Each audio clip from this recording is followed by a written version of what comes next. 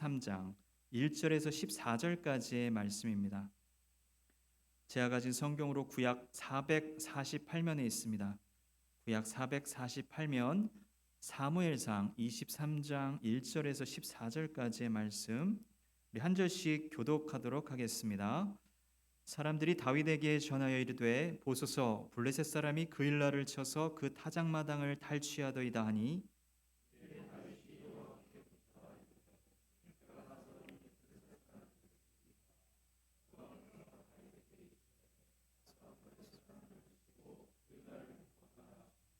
다윗의 사람들이 그에게 이르되 보소서 우리가 유다에 있기도 두렵거든 하물며 그일라에 가서 블레셋 사람들의 군대를 치는 일이리까 한지라.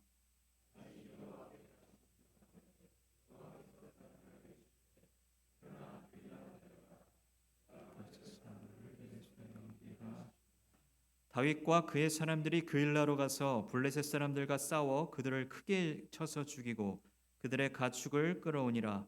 다윗이 이와 같이 그일라 주민을 구원하니라.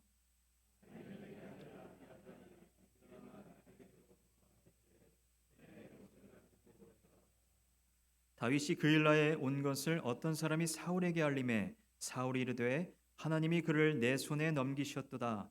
그가 문과 문빗장이 있는 성읍에 들어갔으니 갇혔도다.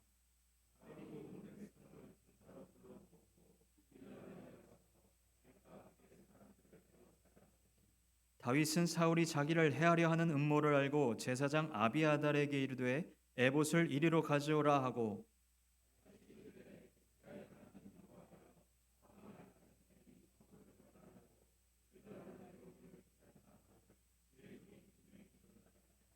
그일라 사람들이 나를 그의 손에 넘기겠나이까? 주의 종이 들은 대로 사울이 내려오겠나이까? 이스라엘의 하나님 여호와여 원하건대 주의 종에게 일러 주옵소서 하니 여호와께서 이르시되 그가 내려오리라 하신지라.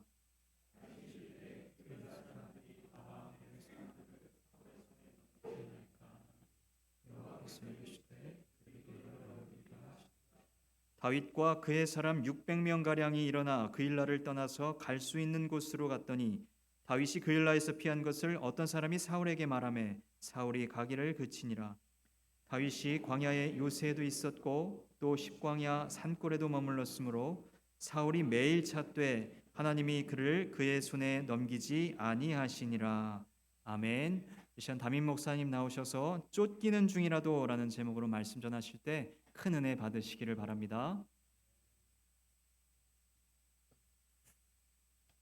필리핀 선교사님들 이야기를 들으면 필리핀은 우리나라는 고등학교까지 의무교육인데 필리핀은 국공립대학에 가면 대학도 학비가 전혀 없다고 이야기를 합니다.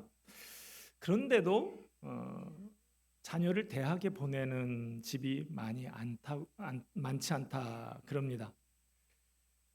왜냐, 필리핀 노동자들의 한 달 수입이 월 30만 원에서 40만 원 정도 되는데 물가는 저도 작년 가을에 가봤습니다만 한국하고 큰 차이가 나지를 않아요. 주유소에 가서 기름을 넣어봐도 한국이랑 기름값이 거의 비슷하고 쌀을 사도 한국의 거의 80% 정도 되는 쌀값이 나옵니다. 그러니까 살림이 팍팍한 것이죠. 월급은 한국의 한 10분의 1 수준인데 물가는 거의 비슷하니까. 미래를 위해서 자녀를 공부를 시켜야 하지만 당장에 먹고 살기 위해서 자식을 일자리로 내보낸다라고 이야기를 합니다. 농부는 아무리 배가 고파도 종자에는 절대로 손대면 안 된다고 그러죠. 다음 해에 파종을 할 수가 없기 때문이죠. 그렇지만 당장에 굶어 죽을 지경이 되면 어쩔 수 없이 그것까지 먹어버리는 것이죠. 그러면 당장의 허기는 면하지만 앞날은 더욱더 암담해지는 것이죠. 어떤 사람이 쫓기는 삶이 되면 그 삶이 피폐해지죠. 오로지 살아남기 위해서 모든 것을 다 쏟아붓게 됩니다. 그때그때 급한 것을 틀어막느라 허겁지겁 살다 보면 삶의 여유가 전혀 없게 되죠. 이런 게 쫓기는 삶을 사는 사람의 안타깝고 슬픈 현실이죠. 그러나 신앙인은 그렇지 않을 수가 있어요. 비록 한치의 여유도 없는 숨가쁜 삶을 살고 있다 할지라도 하나님을 붙드는 것만 놓치지 않는다고 하면 그 삶에 놀라운 역설이 일어나게 됩니다. 그 실질적인 사례가 우리가 살펴보고 있는 다윗의 삶 가운데에 잘 나타나고 있습니다. 지금 다윗은 도망자 신세입니다. 도망자도 보통 도망자가 아니라 왕이 죽이려고 작심하고 쫓고 있는 도망자예요. 그래서 다윗은 잠시도 편하게 쉬지 못하고 쫓기고 쫓기다가 아둘람이라고 하는 동굴에까지 와 있습니다. 그 아둘람 굴에 사람들이 하나씩 둘씩 모여들어서 400명이 넘는 공동체가 만들어졌어요. 그 아둘람 공동체에 어느 날 사람들이 찾아와서 소식을 전해줍니다. 블레셋 사람들이 그일라 지역의 타작마당에 쳐들어와서 농사지어 놓은 곡식, 이제 막 타작한 곡식을 모조리 다 탈취해 갔다는 거예요. 여러분, 그일라 지역이 탈취를 당했으면 그 사람들이 누구를 찾아가야 됩니까?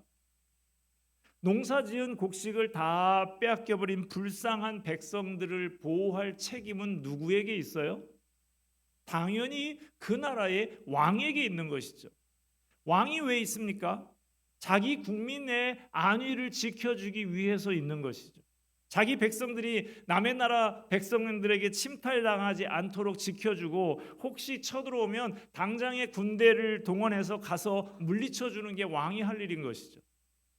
그런데 당시 이스라엘의 왕이었던 사울은 왕이 감당해야 할 국민 보호의 사명은 내팽개치고 애매한 다윗을 잡아 죽이는 데만 눈이 벌겋게 돼서 군대를 동원하고 있습니다. 그래서 절박한 사람들이 사울 왕에게 가는 것이 아니라 다윗에게 살려달라고 호소하면서 찾아온 거예요. 여러분, 여러분이 다윗의 입장이라고 하면 이런 소식을 전해 듣고서 어떻게 반응하셨을 것 같습니까? 이러지 않았을까요? 그래, 안타까운 일이기는 한데 어쩌겠냐. 지금 내 코가 석자인데 난들 어떻게 하겠냐. 이제 나는 더 이상 군대의 장군도 아니고 쫓기는 신세인데 난들 어찌할 방법이 없지 않은가. 그 당시는 다윗이 그일라 동포들을 도와줄 만한 처지가 되지 못했습니다. 다윗도 거처가 마땅치 않은 형편이었어요. 무기도 변변치 않았습니다. 같이 있는 사람들 몇백 명 있다고 해봐야 다 어중이 떠중이들이었어요.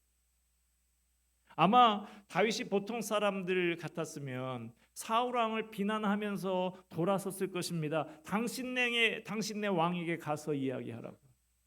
이제 애먼 나는 그만 쫓아다니고 당신 땅이나 제대로 지키라고, 당신 백성들이나 제대로 보호하라고 그렇게 얘기하시라. 그러나 다윗은 하나님과의 교제의 끈을 놓지 않는 사람이었어요. 안타까운 소식을 전해 들을 때 마음에 성령의 감동이 있었습니다. 그래서 어떻게든 돕고 싶은 마음에 부담이 있는데 현실적으로는 자신이 어떻게 해볼 자신이 없었습니다. 우리도 이럴 때가 많이 있죠. 누군가를 돕고 싶은 마음은 있는데 과연 내 부족한 역량으로 도울 수 있는지, 돕는다면 어느 선까지 도와야 하는 것인지 자신이 없어서 이러지도 저러지도 못하는 것이죠. 이 문제를 놓고 다윗은 어떻게 해야 할지 하나님께 묻습니다. 다윗에게 하나님의 뜻을 확인할 방법이 있었어요. 그거는 바로 제사장이 입는 에봇이었습니다. 사울 왕이 다윗을 도왔다고 제사장 아히멜렉 일가를 다 죽일 때 그 아들 아비아달이 간신히 피했는데 그가 도망치면서 제사장에 오신 에봇을 챙겨가지고 나와서 다윗에게로 왔던 것입니다. 그 에봇 안에는 우림과 둠밈이라고 하는 아마도 그게 정확히 뭔지 아무도 본 사람이 없어서 모릅니다만은 아마도 두 개의 돌이 아니었을까. 아마 검은 돌, 하얀 돌 이런 것이 아니었을까 그렇게 추측을 합니다. 그걸 가지고 하나님 앞에 기도하고 하나님 말씀해 주십시오 하고 그 안에 있는 주머니에 있는 돌을 딱 꺼내서 예를 들어서 하얀 돌이 나오면 yes, 검은 돌이 나오면 no 이렇게 판단을 하는 것이죠. 다윗이 하나님께 묻습니다. 2절 말씀 보면 이에 다윗이 여호와께 묻자와 이르되 내가 가서 이 블레셋 사람들을 치리까? 여호와께서 다윗에게 이르시되 가서 블레셋 사람들을 치고 그 일날을 구원하라 하시니. 하나님, 제 처지도 어렵습니다마는 그래도 제가 가서 저 블레셋 사람들을 치고 그 일날 사람들을 구할까요? 어쩌면 다윗은 검은 돌이 나오기를, 하나님이 노 하시기를 속으로 그렇게 바랐을지도 몰라요. 그러나 하나님의 대답은 예스였습니다. 그러나 다윗은 바로 출정할 수가 없었어요. 같이 있는 사람들, 그 사람들이 하나같이 반대했기 때문입니다. 3절 말씀 봅시다. 다윗의 사람들이 그에게 이르되 보소서 우리가 유다에 있기도 두렵거든 하물며 그일라에 가서 블레셋 사람들의 군대를 치는 일이까 한지라. 다윗의 사람들, 아둘람 굴에 함께 머물고 있었던 그 공동체 400여 명의 사람들, 이 사람들이 다윗의 계획을 듣고서 펄쩍 듭니다. 지금 여기 유다 땅에 이렇게 숨어 지내는 것도 힘겹고 두렵고 그런데 블레셋 군대를 치러 간다니요. 너무 무모한 일 아니냐는 것입니다. 아둘람 공동체 사람들은 다들 거처도 없이 막막하게 살아가는 사람들이었어요. 차라리 그일라 사람들이, 지금 피해를 당한 그 사람들이 아둘람 공동체의 사람들보다 형편이 훨씬 나았습니다. 그들은 적어도 집이 있고 밭이 있고 곡식이 있었잖아요. 지금 뺏겼지만 그저 이번에 추수해 놓은 것을 블레셋 사람들에게 빼앗겼을 뿐이지 그들은 그래도 이제 또 안정된 집에서 또 어떻게든 살아갈 방도를 구하면 그래도 지금 이 아둘람에 있는 사람들보다, 동굴에서 지내고 있는 사람들보다 형편이 더 나은 사람들인 것입니다. 그러니 다윗의 이 아둘람 공동체 사람들이 반발하는 것이죠. 지금 우리 형편도 말이 아닌 주제에 우리보다 그래도 좀 더 나은 사람들을 도우러 간다는 게 말이 되는 소리냐는 거예요. 그 일날을 지키는 일은 군인들이나 할 일이지 자기들이 해야 할 일이 아니라는 것입니다. 그들의 반대는 매우 합리적입니다. 그러나 그들의 말과 논리 속에 빠져 있는 것이 하나 있는데 그건 바로 하나님의 뜻이에요. 다윗은 기도했지만 그들은 기도하지 않았어요. 그들은 철저히 현실적으로만, 합리적으로만 판단할 뿐이에요. 이런 그들을 향해서 다윗은 화를 내거나 논쟁하지 않았어요. 그들을 무시하지도 않았습니다. 다윗은 다시 하나님 앞에 나아가서 기도합니다. 다윗이 두 번째 하나님께 물었을 때 하나님의 대답은 전과 같이 예스였어요. 다윗은 하나님의 뜻을 반복해서 확인한 다음에 더 이상 사람들과 상의하지 않고 즉시 순종해서 나아갑니다. 그런 다윗의 결단과 순종 앞에 사람들도 더 이상 다윗을 만류하지 않고 따라 나섭니다. 하나님께서 우리에게 맡기신 사명이 있습니다. 그 사명이 눈에 들어오고 귀에 들릴 때가 있어요. 그 사명이 우리의 마음을 울리고 우리의 등을 떠밀 때가 있어요. 그러나 그때 가장 가까운 사람들, 나에게 가장 큰 영향을 미치는 사람들이 합리적으로 반대하고 나설 수가 있습니다. 그러나 그래도 우리의 중심은 하나님을 향해야 합니다.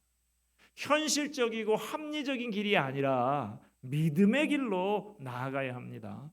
기도하면서 순종의 걸음을 내디뎌야 돼요.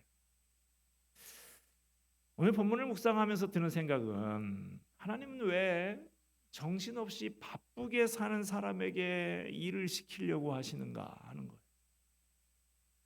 돈도 좀 있고 여유도 좀 있는 사람에게 감동을 주고 닥달하셔서 일을 좀 시키시지. 왜 하루하루 살기에 빠듯하고 몸도 마음도 여유가 없는 사람에게 자꾸 뭘 하라고 하시냐라는 거예요. 그러나 하나님 편에서 다시 생각해 보면 이렇습니다. 네 평생에 한 번이라도 넉넉하고 여유롭다고 생각해 본 적이 있냐? 늘 바쁘고 정신없다고 그랬잖아요. 죽을 때나 돼야 한가롭고 여유로울까? 지금 봉사하지 않는데 나중에 봉사한다고? 지금 전도하지 않는데 나중에 전도한다고? 하나님이 우리를 먹고 살기에만 바쁜 상태로 그대로 놔두시면 죽을 때까지 그렇게 살다가 죽고 말 것입니다. 그건 너무나 의미 없고 가치 없는 삶이에요. 그래서 하나님이 아무리 바쁘고 여유가 없어도 쫓기는 삶이어도 주님의 일을 하라고 하시는 거예요.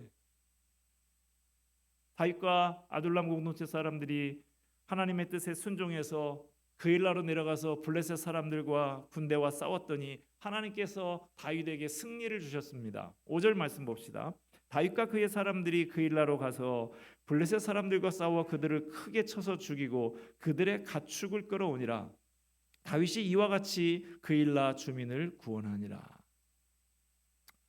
블레셋 사람들은 이 그일라 사람들의 곡식을 강탈해 가려고 곡식을 실어 나를 소나 말 같은 가축들을 많이 자기들이 끌고 왔던 것 같아요. 그들은 자기들이 데려온 가축들에게 그일라에서 약탈한 곡식들을 가득가득 싣고 돌아가고 있었습니다. 그런데 다윗 공동체의 이 용사들이 기습을 하니까 블레셋 사람들이 많이 죽게 된 것이죠. 그러니까 그들이 끌고 온 가축들이 그 위에 곡식을 그득히 실은 채로 그대로 남게 된 거예요. 그걸 다윗 일행들이 다 고스란히 끌고 왔다는 것입니다. 자, 끌고 와서 어떻게 하겠어요? 그일라 그 백성들에게 빼앗겼던 곡식을 다 돌려주었지만 블레셋 사람들이 끌고 왔었던 가축들은 고스란히 남게 되는 것이죠. 하나님의 말씀에 순종했더니 생각지 못한 가축들을 많이 얻게 된 거예요. 다윗과 이 굶주린 아둘람 공동체 사람들이 몇 달 동안 고기를 충분히 먹고 살 수 있게 된 거예요. 하나님의 일을 하니까 먹을 게 생긴 것입니다. 그러나 좋은 일만 있었던 것은 아니에요. 또 다른 어려움이 곧 닥쳐왔습니다. 숨어서 지내던 다윗이 그일라에 출몰했다라는 소문이 사울 왕의 귀에 들려왔습니다. 이 말을 들은 사울 왕은 아주 기뻐합니다. 다윗이 블레셋 군대를 물리쳐 줘서 기뻐한 것이 아니라 다윗이 어디 숨어 있는지 몰랐는데 알게 돼서 기뻐했다는 거예요. 7절 8절 말씀 봅시다. 다윗이 그일라에 온 것을 어떤 사람이 사울에게 알림해 사울이 이르되 하나님이 그를 내 손에 넘기셨도다. 그가 문과 문 빗장이 있는 성읍에 들어갔으니 갇혔도다. 사울이 모든 백성을 군사로 불러 모으고 그일라로 내려가서 다윗과 그의 사람을 애워싸려 하더니 사울 왕은 군사들을 그일라 성으로 내려 보내서 성을 애워싸라라고 합니다. 그일라 백성들이 약탈을 당할 때, 고통당할 때는, 호소할 때는 그렇게 가만히 있던 이 왕이 그 백성들을 구원해 준 다윗을 잡으려고 군사를 보내는 악한 짓을 벌이고 있습니다. 다윗은 다시 하나님 앞에 두 가지를 묻습니다. 11절 말씀 보면 주의 종이 들은 대로 사울이 내려오겠나이까? 이스라엘 하나님 여호와여 원하건대 주의 종에게 일러 주옵소서 하니 여호와께서 이르시되 그가 내려오리라 하신지라. 12절 다윗이 이르되 그일라 사람들이 나와 내 사람들을 사울의 손에 넘기겠나이까 하니 여호와께서 이르시되 그들이 너를 넘기리라 하신지라. 하나님의 대답은 굿뉴스 배드뉴스인데 전부 다 배드뉴스만 있었어. 사울 왕이 다윗을 잡으러 오는 거야. 뭐 원래부터 그런 사람이니까 그렇다 치더라도 불과 얼마 전에 다윗에 의해서 빼앗긴 곡식을 되찾은 그일라 사람들이 다윗을 배반하고 사울에게 넘긴다고 하니 그럴 수가 있습니까? 그러나 다시 생각해 보면 그건 당연한 거예요. 사울 왕이 전에 다윗을 도왔던 놉 땅의 그 아히멜렉을 비롯한 제사장들을 잔인하게 학살했던 소문을 그일라 사람들도 더 들어서 알고 있었을 것입니다. 그러니까 군대가 애워싸고 위협하는데 다윗을 감춰줬다가는 험한 일을 당하게 될 수 있는 것이죠. 그들은 살기 위해서 다윗을 내줄 수밖에 없는 거예요. 인간은 모두 약하기 때문에 자기가 위태로워지면 다 배반하게 되어 있어요. 그래서 사람은 배반을 당해봐야 인간을 믿고 의지하는 것이 얼마나 어리석은가 하는 것을 깨닫게 되는 것입니다. 모든 것을 알게 된 다윗 일행, 그일라 사람들을 원망하거나 해코지하거나 하지 않고 조용히 그일라를 빠져나가서 광야로 피합니다. 13절 다윗과 그의 사람 600명 가량이 일어나 그일라를 떠나서 갈 수 있는 곳으로 갔더니, 갈 수 있는 곳으로 갔더니, 이 부분을 NIV 영어 성경은 이렇게 번역을 합니다. Kept moving from place to place. 한 곳에서 다른 곳으로 계속 옮겨 다녔다. 정처 없는 삶이 계속됐다. 쫓기는 삶을 살던 다윗이 하나님의 말씀에 순종해서 위험을 무릅쓰고 여기까지 왔습니다. 그런데 그 결과 달라진 게 없어요. 또다시 오늘은 이곳 내일은 저곳 정처 없이 쫓겨다니는 고단한 삶이 계속 이어졌다는 것입니다. 하나님께서 맡겨주신 사명을 감당할 때 우리도 때로는 다윗과 같은 어려움을 만나게 됩니다. 그야말로 힘든 상황에서 최선을 다해서 하나님의 일을, 하나님께서 맡기신 사명을 감당했지만 달라진 게 별로 없을 수 있어요. 하나님의 나라를 위해서 애쓰고 힘쓰고 땀 흘린 나의 수고와 눈물의 기도를 아무도 알아주지 않을 때가 있어요. 도리어 반대와 비난을 받을 때도 있습니다. 그럴 때 이것을 기억하시기 바랍니다. 사람들은 몰라도 하나님은 아신다. 아무도 알아주지 않아도 하나님은 함께 하신다. 믿습니까? 아멘. 14절 말씀 보십시다. 다윗이 광야의 요새에도 있었고 또 십광야 산골에도 머물렀으므로 사울이 매일 찾되 하나님이 그를 그의 손에 넘기지 아니하시니라. 다윗은 광야의 요새와 광야의 산골 여기저기를 이리저리 도망을 다녔어요. 사울 왕이 매일 군사들을 동원해서 다윗을 찾아다녔지만 잡지 못했다라는 것입니다. 그 이유는 뭐라고 말합니까? 하나님이 다윗을 사울의 손에 넘겨주시지 않았기 때문에, 하나님이 다윗을 붙들고 계셨기 때문이에요. 하나님이 다윗을 지켜주셨습니다. 우리도 다윗처럼 세상에서 쫓기는 삶을 삽니다. 달라지는 게 없어 보여요. 계속 쪼들리고 시달리는 삶이 이어지는 것 같이 보입니다. 그러나 하나님이 내게 주신 말씀에 순종하는 순간 이미 모든 것이 달라진 거예요. 순종하기 전까지는 나는 쫓기는 사람이었어요. 그러나 이제부터는 하나님의 부름을 받고 살아가는 사람인 것입니다. 눈에 보이는 현실은 똑같아 보입니다. 그러나 보이지 않는 하나님의 역사 속에서는 엄청난 존재로 바뀌어 있는 거예요. 사도 바울은 우리 그리스도인의 삶은 이런 거라고 말씀을 합니다. 고린도후서 6장 10절에 근심하는 자 같으나 항상 기뻐하고 가난한 자 같으나 많은 사람을 부유하게 하고 아무것도 없는 자 같으나 모든 것을 가진 자로다.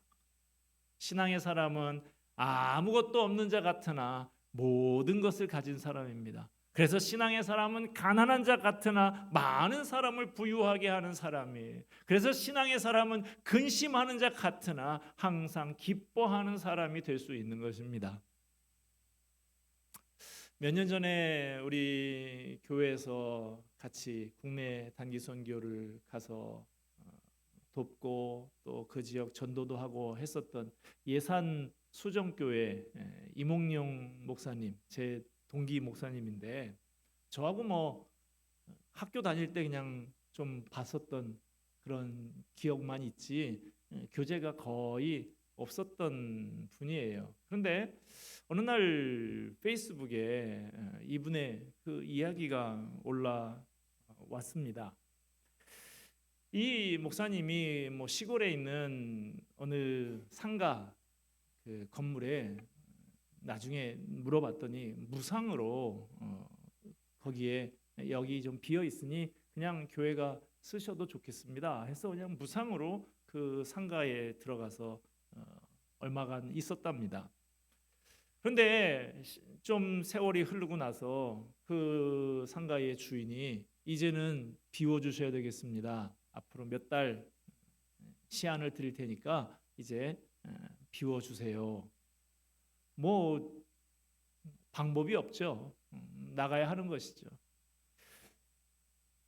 성도 노인들만 좀 몇 명 있는 그 성도 한 20명쯤 되는 그 시골 교회에서 이제 우리 나가야 되니 당장 어디 상가라도 얻으려면 돈이 필요한데 우리 한번 특별 헌금 합시다 해서 헌금을 한 것이 그 할머니들이 뭐 그 고쟁이에서 다 꺼낸 돈 다 헌금을 해봐야 그 돈이 기껏해야 몇백만 원 정도 되더랍니다. 그것 갖고는 상가의 월세 보증금도 되지 않는 그것이라서 목사님이 간절한 마음으로 강단에 엎드려서 몇 날 며칠을 계속해서 기도를 했더랍니다. 기도 중에 기독신문이라고 우리 교계 신문에 기사가 하나 난 거를 봤는데 전라도 저 어디 한평인가 뭐 어디 되는 교회에 화재가 나서 그 시골 교회가 전소가 되었다라는 소식을 보게 됩니다. 그 신문 기사를 보고 나서 다시 강단에 엎드려서 기도하는데 하나님께서 마음에 주시는 음성이 있어요. 너희 교회가 이전하려고 헌금해 놓은 그 몇백만 원 모두 그 불난 교회에다가 다 줘라. 하나님, 나는 어떡하라고요? 이거 다 해도 모자란데 하나님 이걸 다 몽땅 주라고요? 그래도 계속 다시 기도를 해도 하나님의 그 마음이 변함이 없으시더래. 이 다윗에게 계속 예스 예스 그러시는 것처럼. 그래서 목사님이 사모님하고도 상의하고 교우들하고도 상의하니까 처음에는 반대도 있었지만 결국 다들 하나님의 말씀이라고 하는데 우리가 어쩌겠느냐 하면서 순종합시다. 그래서 단 10원도 남기지 않고 모두 다 그 불난 교회로 그렇게 보내줬다고 합니다. 아무것도 없잖아요. 이제 한두 달 뒤면 교회에서 내쫓겨야 되는데 그런데 어떤 일들이 벌어집니까? 나중에 이 감동적인 소식이 알려져서 저도 마찬가지고 우리 교회를 포함한 여러 곳에서 도움의 손길이 계속 이어집니다. 갑자기 또 근처 교회가 작은 교회가 두 개가 합병을 하게 되면서 비계된 그 교회당이 좋은 조건에 들어갈 수 있도록 천천히 나중에 천천히 이 돈은 주십시오 하고 그게 비계돼서 그 교회당으로 상가도 들어갈 수 있는 상황이 아니었는데 하나님 말씀에 그 없는 형편에도 하나님의 말씀에 전적으로 순종했더니 하나님께서 놀라운 역사를 이루어 주셨다 하는 이야기 여러분 이미 제가 말씀드려서 잘 알고 있을 것입니다. 여러분 요즘 여러분은 어떤 삶을 살고 계십니까? 늘 바쁘고 정신없고 늘 급한 일에 쫓기는 삶을 살고 있지는 않습니까? 언젠가는 좀 여유롭고 한가로운 때가 오겠지. 그때는 내가 주님의 명령대로 봉사도 하고 전도도 하면서 살아야지. 우리 평생에 그럴 때가 올까요? 병석에 눕고 요양원에 누울 때가 되어야 그런 날이 오는 것은 아닐까요?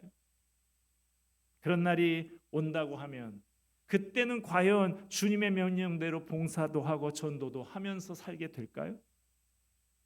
늘 급한 일로 쫓기기만 하다가 끝마치는 삶이라고 하면 그건 너무나 의미가 없고 가치 없는 삶이 아니겠습니까? 하나님은 우리더러 아무리 바쁘고 아무리 여유가 없고 아무리 쫓기는 중이라도 주님의 일을 하라, 주님의 말씀에 순종하라 말씀하십니다. 그 말씀에 순종하시기 바랍니다. 그리하여 근심하는 자 같으나 항상 기뻐하고 가난한 자 같으나 많은 사람을 부유하게 하고 아무것도 없는 자 같으나 모든 것을 가진 사람으로 사는 여러분이 되시기를 주님의 이름으로 축원드립니다. 기도하겠습니다. 은혜와 사랑이 풍성하신 하나님 아버지, 참으로 쫓기는 삶을 살아가지만 그 가운데도 하나님을 붙들고 하나님의 음성에 민감하고 주의 말씀에 순종하는 사람으로 살게 하여 주시옵소서. 예수 그리스도의 이름으로 기도하옵나이다. 아멘.